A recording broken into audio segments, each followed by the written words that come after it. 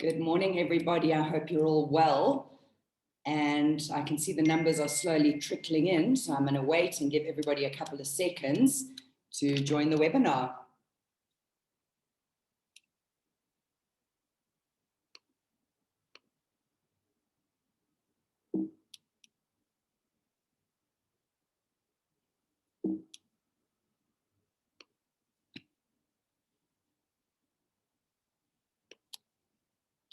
If everybody can go ahead and just tell us who you are and which organization you represent, then we know who's visiting us this morning. That'd be fantastic. I see Nick has joined. Morning, Nick. Also, at the bottom of your screen in the chat, you will see the to button, and you've got an option to send your message to the panelists or the attendees. Please select panelists and attendees. That'll be great. See Georgina's joined, Petra Brits, Sharon Barnard. See the numbers are filling up nicely, so that's great. We'll give it a few more seconds. Good morning, Cindy. I see a couple are coming through to just the panelists, as mentioned at the bottom of your screen on the right.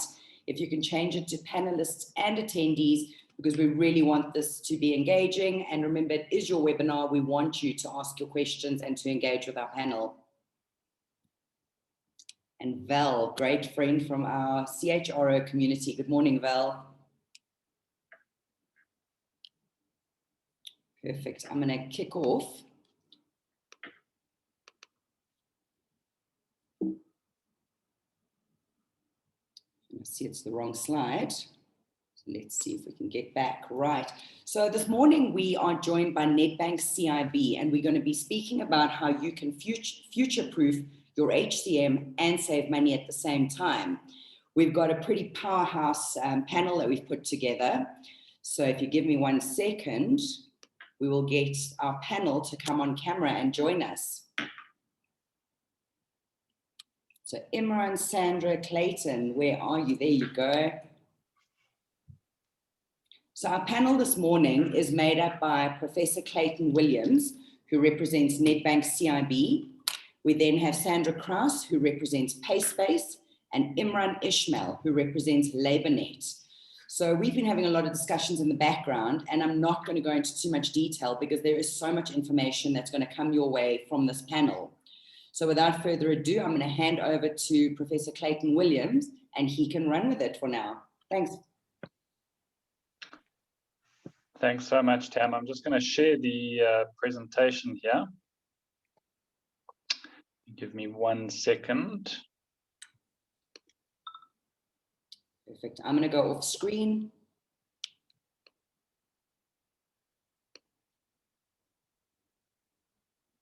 Right. There we go. So before we kick off, I think I just want to provide an overview of the script for today. And what that's going to do is it's just going to give you an idea of what we're going to talk about. And the reason I want to do that is I'm hoping, based on the premise that most of the audience today are sane, that all of the audience today are saying that there is a question in most of your minds: what is a bank doing talking about human capital management and providing a human capital management platform to its clients? And we're going to answer that question, rest assured. But I just want to prepare you for the fact that the first stab at the answer is going to be quite abstract. From that point, we're going to move into a specific example just to make the abstraction a little bit more real and understandable and relatable. And then from that, I'm going to hand over to one of my colleagues from LabourNet, who's going to talk you through a more immediate and less abstract benefit of HCM, which is the move to cloud and the implications of centralizing your data and the impact on a range of factors, including working from home and reporting. I will then hand over to another colleague, Sandra, who will talk through the impact of cloud for our clients and our audience members who manage multinationals across the continent. And when I say the continent, I mean ours, not that funny one up north of the sort of equator. And then I will conclude with just some practical steps in terms of how we can go about saving money, and practical steps in terms of getting the most out of your HCM data and the HCM data in the context of your organization. So we're going to move from the key message of this overview is we're going to move from the very abstract. And if that leaves you feeling adrift, don't worry about it. We're going to get down to the tangible and specific as we go into that. I'm not going to take any questions at this time, but we will take questions at the end. So feel free to pop them into the chat window there. Right. So we've said it's a little bit left of center for a bank to be having a conversation in a CFO forum about human capital management and a human capital management platform. But for us, human capital management lives at the center of what we're calling shared value creation for banks, our clients, and the staff of our clients who are also our customers. And remember, I'm here today talking on behalf of CIB, but we're talking about the bank's vision of an integrated financial institution who serves both the client, juristic, and the customers, our retail customer base, who are employed by our clients. And as a bank, if you want to summarize what we do, and here's the abstract bit, is that we move money through space and we move money through time. We would like to move towards managing money through time and helping our clients manage money through time. I did warn that this is a bit abstract at the beginning, but essentially we allocate capital. And as a financial institution that allocates capital, we have a vested interest in understanding and ensuring that that capital is employed to its optimal employment within our client's organization. And who are the people that do that? Well, it's the staff, it's the customers.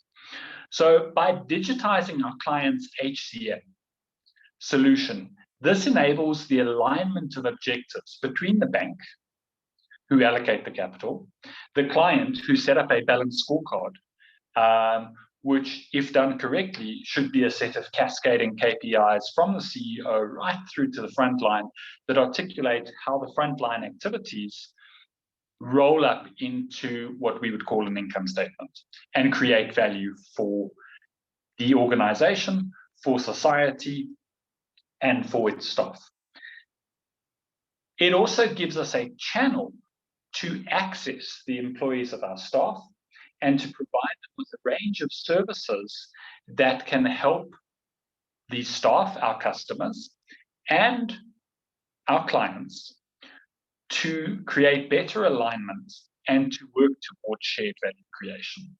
Now, as I said, that sounds abstract, so let's move to something a little more specific. Okay. If we look at our payroll data in South Africa, and South Africa is a special case and it's an extreme case at the moment, but the challenges that we face as a society are very, very real. Now, if I ask for data from Sandra, I'm probably going to get a different number than the number given to me by Imran. But based on our data, as a sort of hand-wavy number, 33% of employees across our database, not Nedbank staff, I'm talking about the employees across our database of human capital management platforms and payrolls. 1/3, 1 out of 3 employees in that sample have garnishee orders. Now, I'm pausing for dramatic effect because I want that to sink in terms of that statement doesn't mean 1 out of 3 people are in financial distress. That means that 1 out of 3 people, and the number could go up, the number could go down, but let's take 1 out of it. 1 out of 3 people employed are in that much financial distress that there is a court-mandated instruction to reach into their pockets before the money even gets there and take out money and distribute it to various creditors. Okay? Now, this is a societal problem. It is a problem for the individual, who is our customer. It is a problem for the bank, to be sure. And I don't think that that's a huge intellectual leap to see how that's a problem. but it's also a problem for our clients. And we're not talking something hand-wavy and fluffy like employment engagement. There is a direct correlation, and we can easily demonstrate the causality between number of garnishee orders in a workforce and absenteeism, staff turnover. Metrics that really impact our clients' bottom line. And if we make that statement, impacts our clients' bottom line, it's a problem for the bank. Right. So let's just pause that problem for the moment and take a slight detour. About 2 years ago, Nedbank launched its retail loyalty and rewards program, and that has been extremely successful in the market over the last years. That loyalty and rewards program is the most sophisticated, digitized behavioral change program that incorporates digitized neuroscience and behavioral science to move our customers into a good space in terms of managing their money. What has this got to do with human capital management? Well, if through a human capital management platform, we have an employee self-service that gives us direct access to the workforce, and it gives that workforce a direct and confidential access to the bank, we can now take that same effective program and we can incorporate it into the employee self-service. So what do I mean by this? Within our loyalty and rewards program, we have a number of packages, and the packages are centered around changing specific behaviors, whether it's transactional behavior or savings behavior or borrowing behavior. And within that loyalty and rewards program, we have a package that helps our customers manage money better. But this responsible borrower package is really just aimed at run-of-the-mill, you, me, we have debt, but we just want to manage it better. What it doesn't do is aim at financial distress, but we have designed a package to be launched through employee self-service that specifically uses digitized neuroscience and behavioral science to help customers recover from debt. And now it should be coming into focus why a bank is so aggressively pursuing this HCM conversation. Because with this two-way channel, confidential from the customer to the bank and direct from the bank to the customer, who is a startup client, we can reach out and we can provide zero marginal cost help that is completely confidential, that helps our customers, your staff, recover from severe financial distress. And that's just one example. We have a range of other packages that are on the roadmap. But what you can see is when I make the statement of shared value, we have a platform that allows us to solve a problem that is a problem for customer, that is a problem customer, retail, individual, client, juristic, that's the people you are representing, organizations you are representing, the bank, but it's helping to solve a broader societal problem. Now, I have to give a disclaimer that this is the vision, right? A lot of this is vaporware and a lot of this is in hypothesis testing at the moment. But this answers the question fundamentally as to why we are pursuing the conversation with human capital management. I'm now going to leave the abstractions and I'm going to hand over to Imran, who has his feet firmly planted on the ground. And he is going to talk us through some of the benefits of HCM in the cloud today. And if we're talking about future-proofing your HCM today, what have we seen more recently that has been addressed by a move to HCM in the cloud, specifically data, working from home, centralized reporting? Imran? Thank you very much, Clayton, and good day to everybody. Okay, so gone are the days where businesses were held at ransom by key individuals that were responsible for different aspects of your human capital management and the related infrastructure. The traditional standalone systems placed a lot of responsibility on those individuals. And that type of dependency comes with a related risk to the business. Functionality was limited and businesses were dependent on multiple systems to fulfill their HR requirements.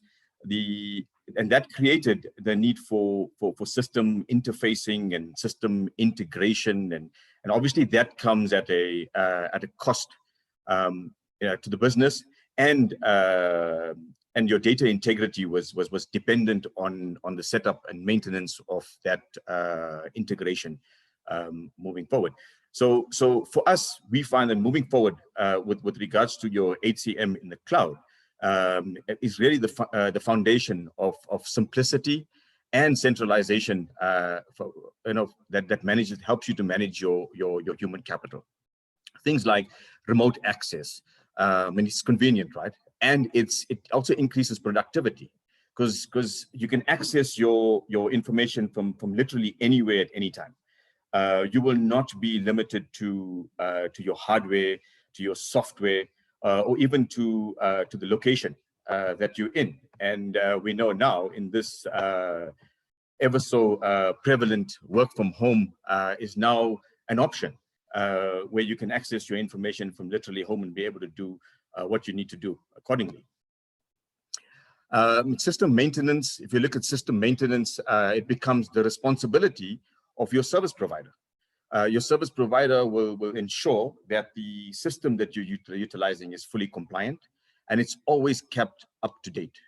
And that is key because if you look at it from a compliance perspective, from a statutory perspective, that's what you look upon. And it actually streamlines the process for your service provider to be able to do that. All you do is you access the system from wherever you are. And at any given time, from a compliance perspective, it's on point, okay? Then we talk about things like centralized data. I think Clayton also touched on it a little bit now, is it talks directly to data integrity. So it really doesn't matter whether it's Imran or whether it's Sandra, or whether it's HR or whether it's payroll. It doesn't matter who it is. Everybody that draws information is going to draw information from one repository, because that's what you have, is one repository that stores all your human capital management information. So it also feeds into strategic reporting. So shareholders and business leaders can sit it on the table and make key decisions for the business based on data that actually has integrity in your business, and information reporting that comes through from the different departments, all in line in terms of headcounts and cost to company and the related information that is required from a strategic perspective. Simplified and statutory reporting, and you would think, okay, simplified and statutory reporting, that actually streamlines your submission process. And what it does is the initial efficiencies actually lie in as a benefit to the service provider. So your cloud environment service provider, your cloud HCM service provider actually benefits from the fact that they can roll out updates to their clients, to you, a whole lot more efficiently than they would do if they were a standalone system. And if you just sit back and think about it, in a cloud-based environment, it being one so-called cloud server, it's a click of a button and you release that information to all your clients accordingly. Whereas a standalone, you have to literally send out information to each client, one, and two, hope that the client actually follows the process of updating. And what it does from a statutory reporting perspective, it actually gears the service provider to be able to update their reports and roll it out to their clients a whole lot more efficiently. And then the clients then, the end user then benefits from standard reporting, from reporting in line with these statutory bodies. And if you do actually get your reports that are in line with and on the formats of your statutory bodies, your process of submission is a whole lot more streamlined. It's a whole lot more accurate because it's really just copy and paste from one format, from one screen to the other. Okay, I mean, if you look at examples, things like your EMP from a payroll perspective, your EMP 201s, your 501s, your WCA reports, and now recently your made very prevalent your UIF declaration file that you need to submit. All of that, as and when there are changes to formats, it allows your service provider to be able to, at a click of a button, be able to update that format for you. Okay, and then it also feeds into HR reporting, things like your equity reports, your EEA2, your EEA4s. I mean, if you think back a few years, the EEA2 report was a 12-page document. And then it changed to a 9-page document because of obviously the content and the data required. A service provider that is online in the cloud is able to release that type of new format to their clients a click of a button, literally. And all their clients are then have access to it. And that's really how you assist and streamline the process of your statutory reporting. But it also feeds into internal business reporting as well. You know, where you can actually draw out reports in a standard format, consolidated reports that you can utilize from a strategic perspective. Things like your IR documentation, your formats can be standardized for you as well by your service provider in terms of your notice to appear in here for a hearing and your suspension letters and so on and so forth. And that takes me to my last point, and I'm just going to reiterate a few things where it literally enhances your management information system by means of your hardware and software and infrastructure responsibilities are shifted from you to your service provider, and obviously the related costs thereof, and updating responsibilities. There again, one repository of data talks directly to data integrity, talks directly to strategic reporting.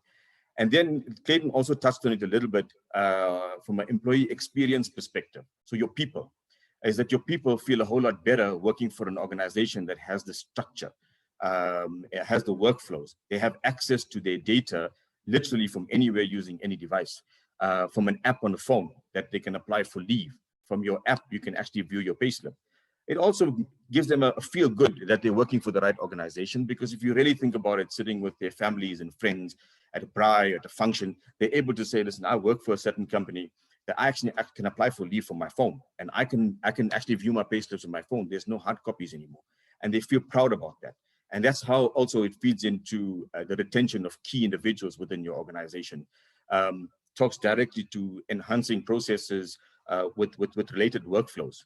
And I mentioned it just now. I mean, it's leave applications. You can have a complete workflow for leave that has an escalation process. Why? Because multiple people can access the system from literally anywhere, limited to the permission that you want to give them. Okay, bearing that in mind. Your onboarding process. So the entire experience of that employee from onboarding, your onboarding process becomes a whole lot more a workflow type process, completely electronic. Email notifications going to the different divisions and departments accordingly. Then it feeds into things like performance management. And if you look at like your KPAs, that then they again, Clayton mentioned your balanced scorecard meetings. It allows a business to now have more. Like our organization, we have a balanced scorecard meeting with every employee every single month. Why? Because we've got an online system that actually can allow us to do that. I can sit at home in the wee hours of the night and complete my balanced scorecard. I don't have to be at an office or on the infrastructure that's based in the office. And it allows me to efficiently and effectively do what I need to do. So when I get to the office, I become more productive. And the same with leave applications and viewing of payslips. So yeah, and that's pretty much what I wanted to touch on now. At this point, I'm going to hand back to Clayton. So thank you very much. And I hope there's some questions around it that we can deal with later. Over to you, Clayton. Excellent. Thank you, Imran. And I'm now going to, in the spirit of keeping this tangible and practical and addressing client needs today, future-proofing your business and your HCM today, going to hand over to Sandra, and she's just going to talk to us about the implications of compliance across the continent for once you move your HCM to the cloud. Sandra? Thank you, Clayton. Good morning, everyone. So yes, I think when Clayton said to me, Sandra, would you cover the topic of compliance across Africa, looking at a single system, dealing with expats, etc. I did a bit of research about how many countries do we have, and I realized that to actually stay compliant with like 54 countries across Africa, to deal in 41 different currencies, and dealing with 140 languages is simply not an easy task. And I think a lot of multinationals are really struggling to actually stay compliant across Africa, to deal with like multiple languages, multiple currencies across such a vast continent. And it reminded me of the acronym VUCA that really speaks to compliance across Africa, where it is extremely volatile because of the speed of changes. On an ongoing basis, there are just changes that are published, sometimes backdated, sometimes you get something well in advance, but 99% of the time you find out that you had to change it a week or 2 or 3 ago. Then, of course, the uncertainty and the lack of predictability.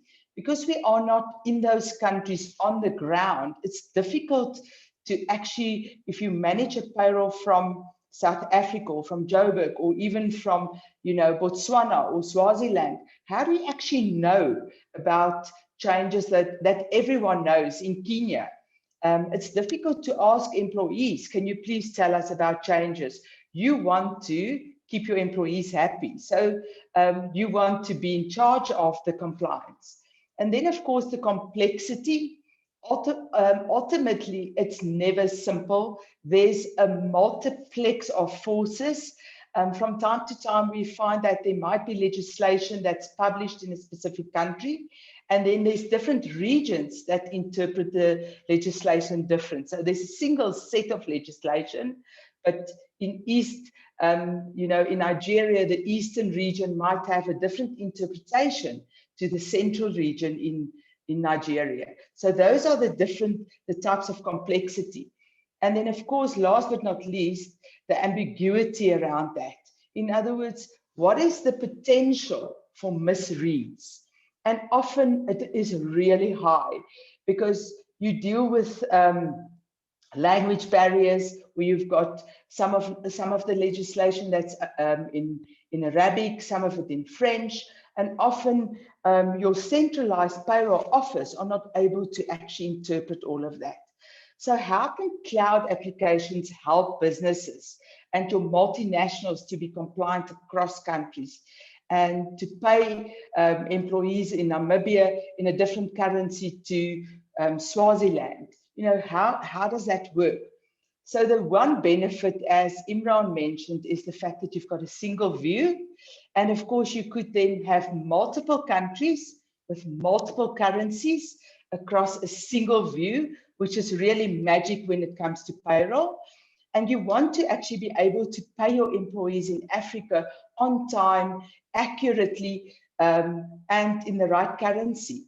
And often we find that you might pay someone, maybe you're in French-speaking countries across Africa, so you're paying in rupees in Mauritius, and you're also paying in the Ivory Coast, which is also maybe French-speaking, but they've got francs. So all of a sudden, your South African consolidated reports will be in rands, those reports will be in rupees and francs, and you might even send reports to a head office in the UK where you need to report in pounds.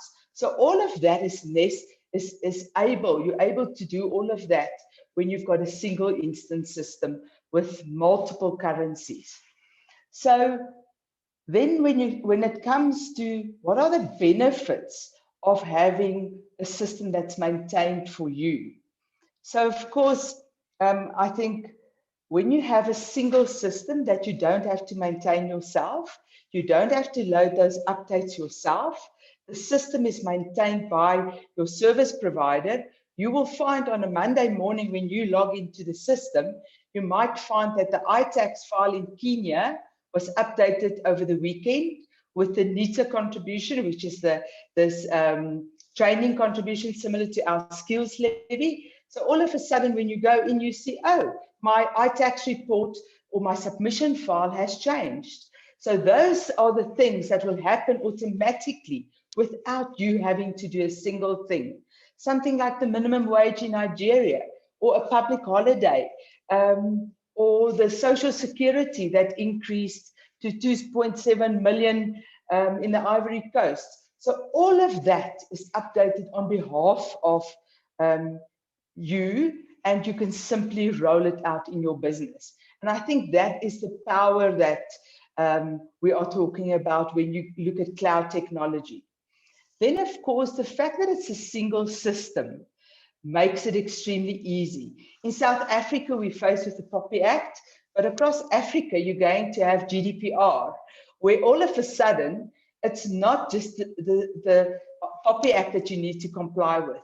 And those are the benefits of having a single system, because ultimately, GDPR will take care of POPI in its own right. And then you can automate your different currencies. So you would effectively set up a base currency. So you would use USD, for instance, as a base currency. And then as you transfer employees from one country to the next, it will update it for you, and your different tax rates will come into effect. So that is really the power when you look at a system that caters for compliance across Africa. Then, of course, we get to the point of expats. And for most companies, they really look after expats, because the sole reason why companies do have them is to transfer knowledge and actually to transfer skills across. And the tax calculations of your expats are normally a very big headache in businesses, where you have to look at, first of all, the host calculations, and then home, and then host to home. And that is really a nightmare if you had to do it manually. And then, of course, to speak to that, you also get to your multi-country gross up. That is part and parcel of those calculations. So the beauty of having a payroll where you can actually print more than one currency on a pay slip, you know, it takes away a lot of the ambiguity and a lot of the headaches that the payroll office will have to deal with. And then you can obviously look after your expats to make sure that regardless where they work, the payroll is accurate. So for me, if I had to just summarize, you know, I have been in the payroll industry for a very, very long time.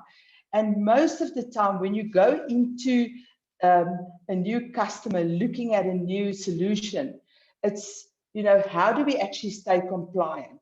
How do we make sure we are able to actually process leave on a single system with different sets of leave rules?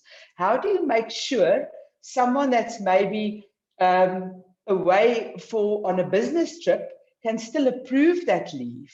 How can you make sure, you know, you've maybe got equity reports in South Africa, but your head office based in the UK wants to look at salary costs? How can you do things like that? So I think a cloud solution really provides for that, to have a single source of the data. You could view total cost to company, single source, multiple currencies, and still make sure you are compliant. So those are just a couple of the benefits that comes with cloud technology. Of course, not to take away the fact that you don't have to do backups yourself. You don't have to load updates. You're always on the latest release, and you can simply log in from anywhere at any time. And we've seen with COVID how there's been a massive spike in businesses going to remote working. And I think the companies that are already, that are having a cloud-first technology stack just benefited from that in a vast way. So yes, that is just a quick overview of what you can expect when you use cloud technology to stay compliant. Excellent. Thank you, Sandra. And to the audience, I hope that that's triggered a number of questions, and our moderators and hosts will be lining those up for us. But I just want to round this off. And we kicked off with the very abstract, and we just want to look at some practical steps. I think we've seen some of the practical benefits that can be had. But if we talk about saving money, and if we look at using the data better, and both saving money comes from, you know, moving to the cloud allows us to save money, but also that centralization of the data, it enables a lot more than we often think. But as easy as it is to save money, as easy as it is to use data better, it's equally easy to get it wrong, if we put it politely. So on the left of this slide, I'm just going to talk through 4 practical steps, sort of non-negotiables, if you really want to save money and make sure that it doesn't go in the wrong direction on that. And then on the right-hand side, we're just going to talk to 4 practical steps in terms of making sure that the data become more helpful and not more discombobulating. So if we're looking at saving money, the first is so obvious that it's easy to overlook and almost question why would you even comment on this? And the reason I comment on it is because it's so easily overlooked and so often skipped. And the first important point is if you're considering an upgrade, a change, a migration, a change of any nature in your human capital management platform or offering, and your human capital management might be one of the big names. It might be, well, Excel, which is also a big name, right? But kind of in the other direction of sophistication. It could be either of those or somewhere in between. But before you change, make sure that you understand your needs and that you evaluate the solutions you're looking at through the lens of your needs, not through the lens of the solution that you currently have. Right? We find that a number of clients are on very, very outdated legacy on-premise payroll systems. And when we start opening up the conversation about what human capital management platforms could do for them, the response is, no, we have a solution. But it then takes a bit of a conversation to create an awareness. And I can almost sense Imran smiling in the background because we've had so many of these conversations. It takes a bit of a conversation to create the awareness of how many unmet needs there are. And the same goes for whatever it is that you're using. Perhaps you're on a very, very large, well-known, big name in terms of your human capital management, and that might be on-prem, it might be on cloud. And it's servicing all your needs, but at 5 times the cost of what you could be paying. So it's important to just understand what are your needs, what are your means to meet those needs, and then to look at the options that are out there based on a full understanding of your needs rather than the current solution that you have. The next point, I think, is to realize that payroll security is non-negotiable.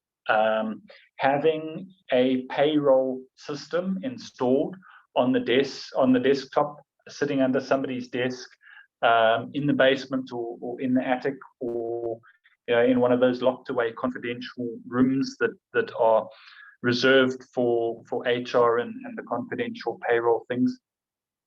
Those days are really being relegated to the Middle Ages, up there with the Tudors and the Stuarts, and perhaps I'm being a little bit unkind, but those days are gone, because the opportunity that creates for non-compliance, the opportunity it creates for a whole range of things we've addressed, but more importantly, something we haven't addressed, fraud.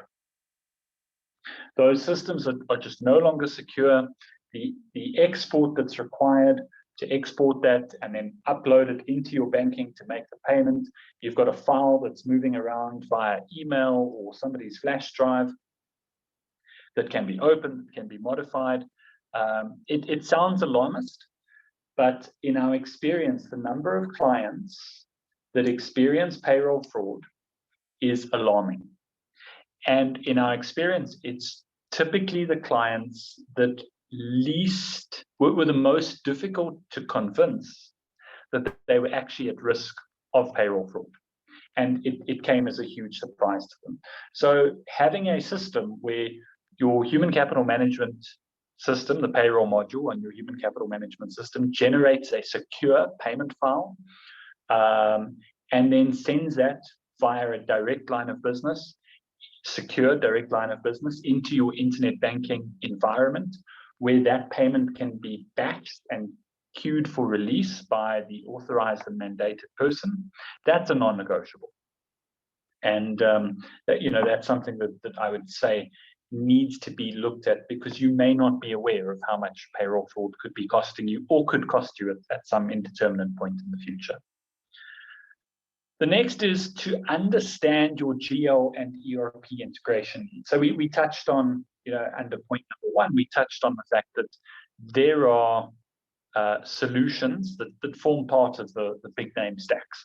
And that's not to make the case that your business, based on its sophistication and complexity, doesn't require heavy-duty ERP systems. But it does not follow that using best-of-breed ERP systems requires that you use the very expensive HCM systems that carry the same name.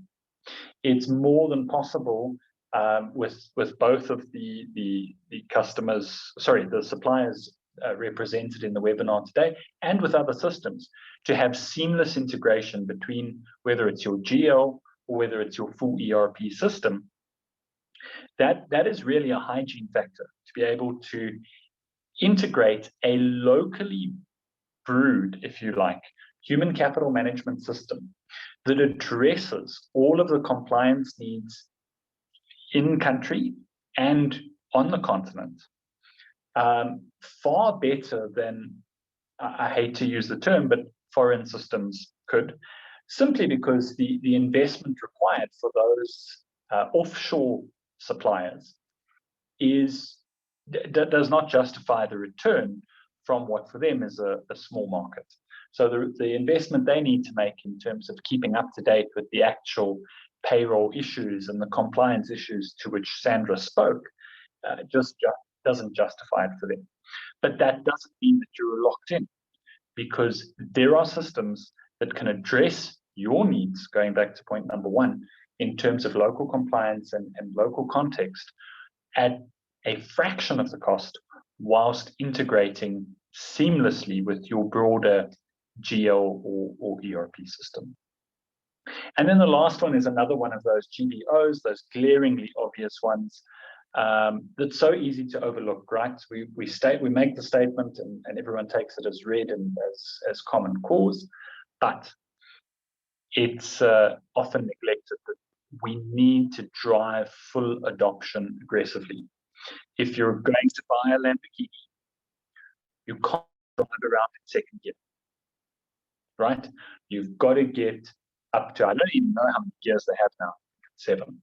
But you've got to really get the full use out of that which you buy. And the only way you're going to get the full benefit is by driving full adoption, cycling back to point number 1, to address all of the needs of your organization. And that's critical. And if you address those 4 blocks when looking to acquire, implementing, and adopting a human capital management platform, you're going to do well on the cost saving side. And it will be good for your business. And then I'm just going to tie up in the last 3 minutes and then leave some time for questions. Great, so that deals with the costs. What about the data, right?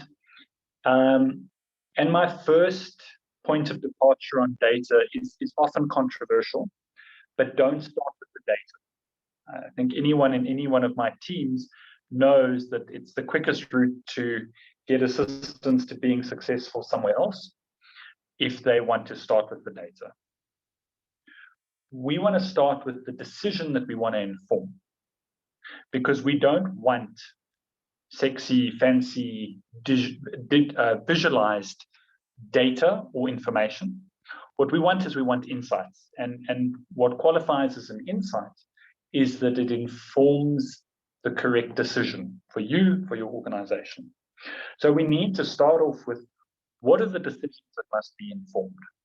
And following on from that, we move to, what are the questions that must be answered to inform those decisions?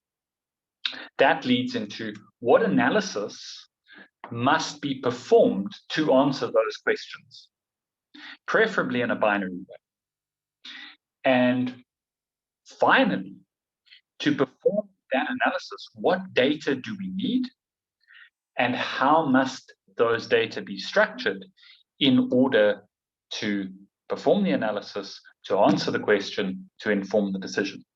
And if you want to get the most out of your data, before diving into the data and seeing like what pretty graphs can I draw, and creating complete information overload within your organization with hundreds of very, very fancy looking graphs, just get down to what are the 3 questions we need to answer on a daily basis? And I'm talking now at a department level or at a division level, not for the whole organization. Each individual should have 3 questions they need answered daily, 3 questions they need answered weekly, and maybe 5 to 15 questions that they need answered on a monthly basis.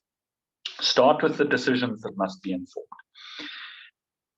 Once you've done that, and perhaps to do that, make sure you have the right people developing the insights, right? Arithmetic is important, and I'm cognizant of the audience. Descriptive statistics are important, and again, cognizant of the audience, but there's more to maths and data science than arithmetic and statistics.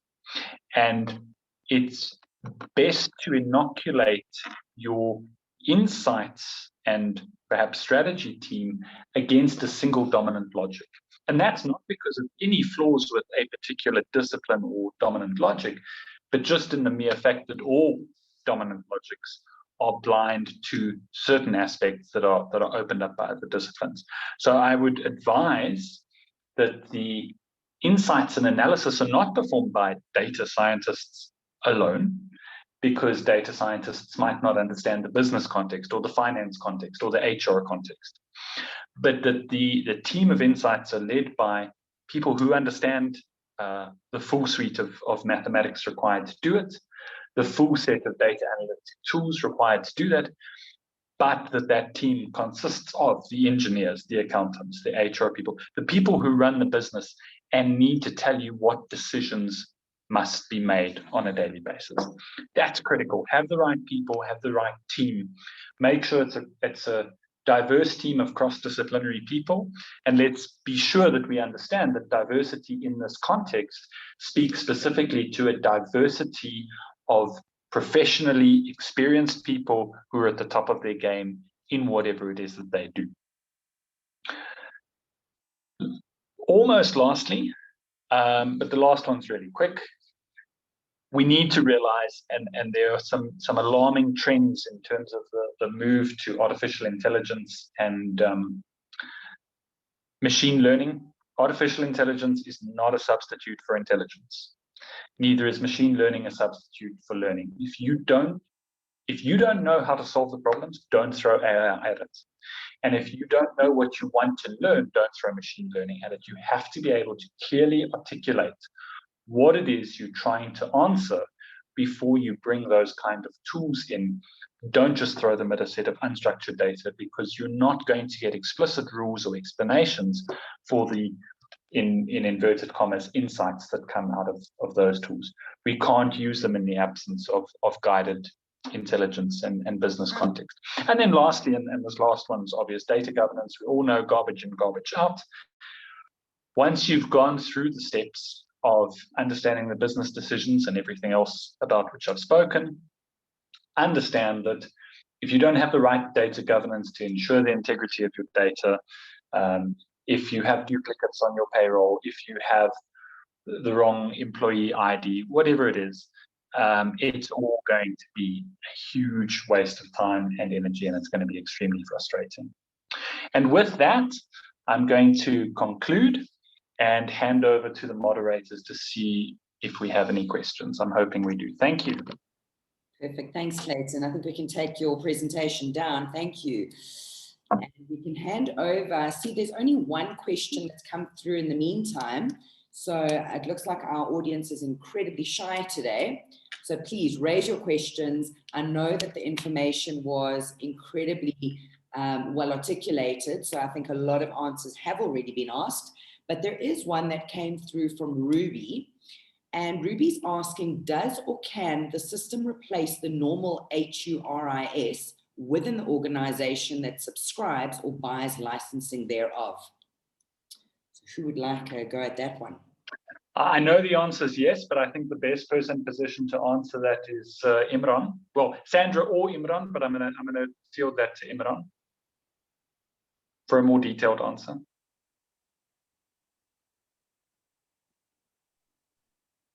Thank you, Clayton. Okay, let me just see if I understand this question correctly. As it's a business that subscribes to buying licenses. I'm not sure whether we're meaning buying licenses in terms of a system moving forward or buying licenses as a business. But I mean, an HCM system caters for licensing within the business. So if you're looking at licensing for vehicles, licensing for the drivers of those vehicles, and I'm assuming that that is the direction that the question is going into. And correct me if I'm wrong, but yeah, and the related flow thereafter in terms of expiration of licenses, and when to renew it, and obviously the insurances that are linked to that type of assets. So the answer would be yes, it does. Okay, perfect. Let's have a look at the chat. Still nothing coming through. I've got a poll question, and I think it's just going to show us a little bit about where the audience currently is on their journey with regards to deploying their HCM to the cloud. So to the audience, if you can keep a lookout on your screen, you'll be able to see, and the poll is, are you happy with your HCM solution? So is it totally yes, but it's actually too pricey, or we're looking for a new solution? So if you can go ahead, that'll be great. Panelists, can you see the poll moving? We can. Let's give it a few more seconds and see where it ends. Perfect, I'm going to end it off. So there you go. The winner is that they are totally happy with their HCM solution, coming in at 46%. And then a pretty even split between yes, they are, but it's too expensive, or that they're looking for a new solution. So you can have a look there. So that's quite interesting. So Clayton, I don't know if you want to have a small talk around that. Is it surprising? No, it's not surprising. And what I don't know in that sample of data is what representation, what systems are represented in that we're happy with these systems. Is that a lot of Excel-based payroll? Are those legacy on-prem systems, or are those actually sort of state-of-the-art clouds? And that answer represents clients that are fairly sophisticated in terms of where they are with their HCM. What I will speak to is that we've seen a rise, and I know that both Sandra and Imran will back me up in this. We've seen a rise post-COVID in the yes, and typically there I'm going to go out on more of a limb and say the yes, but it's too pricey. There are two particular solutions that are represented in that answer, or those answers. And we've seen, leading up to the work from home environment, with large sophisticated corporates, when they have those entrenched heavy duty names, we would approach them and have a discussion, and the answer was simply, we're happy with our system. And as soon as there was the shift created by the pandemic, we've seen a heightened cost consciousness. And that answer has changed and evolved over time from, yes, we're happy. Do we really have the appetite for a migration to a new system? I mean, who does? None of us love these migrations, right? If we're honest. But the reality is that in a heightened cost-conscious climate, we're seeing clients realizing that they can get better functionality off of a more up-to-date technology stack at much, much lower prices. And we're talking factors of, divide by 5, not 20% less. Clayton, can I add something to that? Please. So what we are finding is, because your cloud products are more consumption-based, it's not based on annual fees that your legacy products would normally subscribe to. if you did go through a turbulent time where your business had to reduce numbers, you would see that benefit immediately to you as a business. So what we are definitely seeing is companies no longer want to be tied into annual fees that doesn't give them that flexibility. And I think that's something that is amazing when you go for cloud applications, is that you actually pay for consumption, which is of course great in turbulent times such as COVID, where a lot of businesses are taking strain. Thanks, Sandra. Absolutely, thank you. I see another question has come through from Georgina. And the question is, when you said you can't just throw machine learning at unstructured data, you have to know what questions you want answered. So basically, how do you identify those questions for your own organization? It's a difficult question to answer without being completely abstract and without the details. But there is an assumption there that the data are somehow related to inform a decision, right? And the answer is unfortunately unsatisfying in that it's self-defeating, in that ask yourself, why are we throwing machine learning at this? I think is a good place to start with that. And in that process, you're going to say, because we don't know this. So whatever it is that we do. And I always lead with the first step is to put the hard work into structuring the problem. And that, if that sounds very sort of consultancy, then guilty as charged.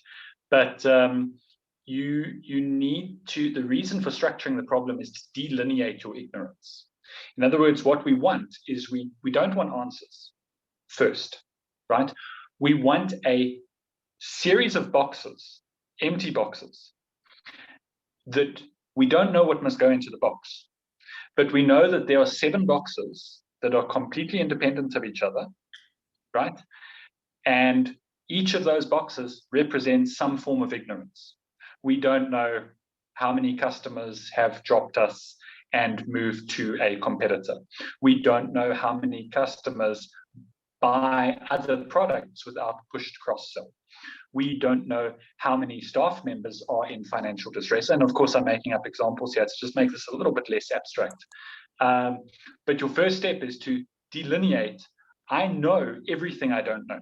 And that actually increases our knowledge, because now we are positioned to go about prioritizing which questions we want answered, because we know which of those ignorance boxes are more important to be closed out. Once you've identified that, you can answer, okay, we need to know this.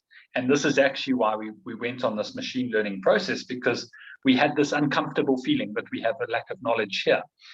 Then you can start saying, right, we want to answer these 3 questions to make sure that we close out that box of ignorance. Now, how can machine learning with the unstructured data that we have help us in terms of, do we need K-clustering, or do we need neural networks or deep neural networks, or do we just need simple decision trees with explicit rules? I hope that answers the question, that it's not too vague and abstract. Thanks so much, Clayton. I think we've just about run out of time. So before we greet, we'd just like to show and share with you the upcoming webinars. Let's have a look here. So next week is the Great Ethics Debate, and I'm pretty sure this is going to be a really slick debate. So this will be co-hosted with Facet. Thereafter, it will be going from number crunchers to data analysts, and again, a great panel, and co-hosted with Demago. Then we have financing work from home, and that will be co-hosted by SAP Concur. And then Sage Insights, the 2021 budget, which I'm sure will also be incredibly interesting. So please do join us for those webinars. Nick or Georgie, if you could quickly just type in the link for our audience to register for these webinars. If the audience can keep a lookout for that, that'll be fantastic. And to the panel, thank you so much for your time and for your insights. I really do appreciate it. I think you've resolved a lot of questions amongst the audience. So Clayton, thank you as well for your time. Thank you so much. Really appreciate it. And to the audience, thank you so much for your time. This is all about you, and we really appreciate your time today. Fantastic. And to Nedbank CIB, once again, it's great partnering with you. We'll see you all next week. Keep well. Bye. Thank you. Bye. Bye.